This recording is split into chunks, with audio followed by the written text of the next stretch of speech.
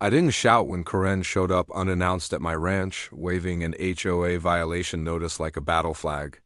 Instead, I led her to the freshly installed iron gate blocking the old dirt road she always used to, my property. I didn't say a word as she rattled the handle, a custom lock rigged so only I hold the key. The look on her face was worth every penny. Quietly, I handed her a copy of the easement agreement showing the road was mine to control. That's when I saw the slow deflation, the realization that the days of her authority were over. I bought the ranch outside the HOS reach precisely because I wanted peace. For years, I lived under the thumb of that association's petty rules: manicured lawns, white picket fences, curfews on leaf blowing. So, when a sprawling 15-acre property popped up just a few miles beyond the HOA borders, I jumped. No HO signs, no intrusive committees, just me, my land, and the quiet hum of nature. I'm not a dramatic person. I like early mornings when the dew clings to wild grasses, the occasional hawk soaring overhead, and the silence that comes from being far from neighbors and their prying eyes. My routine was simple: coffee on the porch, tending to the land, fixing fences, watching sunsets with my dog. I wasn't interested in control or confrontation. I wanted sanctuary.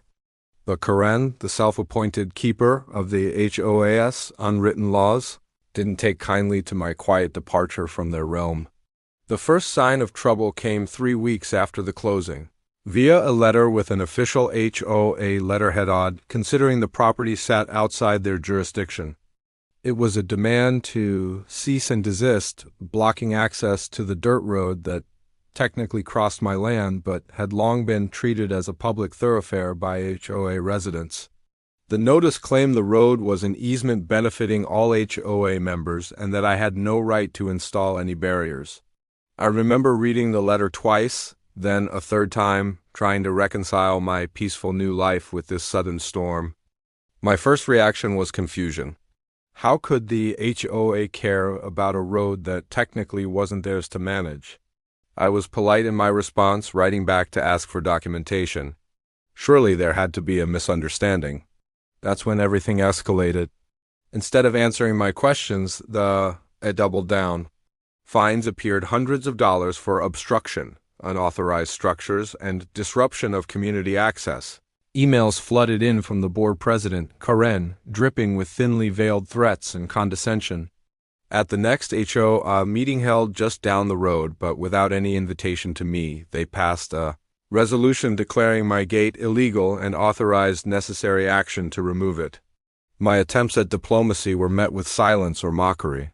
My emails went unanswered, and my polite requests were twisted into admissions of guilt. It was clear this wasn't about a road or a gate.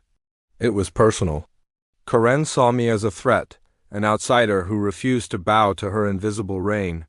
At that point, I stopped arguing and started reading. The weeks that followed were a blur of paper and late nights. I pulled the original deed from the county archives, traced the property boundaries, and scoured historical plats. The easement language was clear. While the dirt road had been used historically, it was a private access granted exclusively to my parcel's previous owner and their heirs me now. I dug into local zoning ordinances and state laws governing easements. It turned out the HOAS, shared access, claims were based on an outdated survey and several informal agreements never legally recorded. My lawyer confirmed the AO had no standing to demand removal of the gate or levy fines on my property. But the fight wasn't just legal, it was deeply personal. Sleepless nights were spent listening to distant headlights where the road met my gate, wondering who would be the next to trespass. The tension seeped into family dinners, with my partner urging caution while I prepared for a quiet confrontation. Neighbors who once nodded hello now looked away, caught between the HOA's whispers and my stubborn resolve. I recorded every encounter, documented the HOAS violations of property law, and prepared a file thick with evidence surveys, emails, legal opinions, photographs of the gate and signage. This wasn't just a fence anymore. It was a fortress of quiet defiance. When the HOA sent a crew to physically remove the gate without permission, I was ready. I called the sheriff and presented them with the legal documentation on site. The crew packed up and left without a word. The true turning point came during a tense HOA board meeting held at the community center. Karen, emboldened by her small army of supporters, attempted to present a new emergency access plan to override my property rights. I arrived unexpectedly with a binder thicker than her notes full of legal citations, official maps, and a letter from the county's attorney affirming my ownership and easement rights. The room fell silent as I calmly laid the documents on the table. No yelling, no dramatic flourishes, just cold facts and quiet authority. Karen's face, so full of bravado moments before, drained of color. Board members whispered among themselves, some glancing nervously at their phones. Their lawyer, usually so quick to speak, sputtered and remained mute. In that moment, power shifted.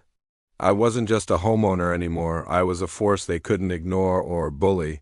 The aftermath was swift and quietly satisfying. Karen resigned within a month, citing personal reasons that everyone knew were tied to the fiasco. The HOA's attempts to enforce rules outside their jurisdiction crumbled under legal scrutiny. Fines were rescinded, and the board voted to limit future disputes to within their actual boundaries. Some neighbors apologized with awkward smiles and brief nods, others kept their distance, perhaps fearing the repercussions of standing on the wrong side of an owner who done their homework. My ranch remains a sanctuary. The gate stands firm, a symbol of calm resistance and rightful ownership. On quiet evenings, I sit on the porch and watch the sun dip below the trees, knowing the struggle was worth it. Now, the HOA leaves me alone, everyone does. Sometimes I think about Karen driving down that dirt road. Once so used to opening it at will, now stopped cold by a lock she can T-pick and a law she can T-bend.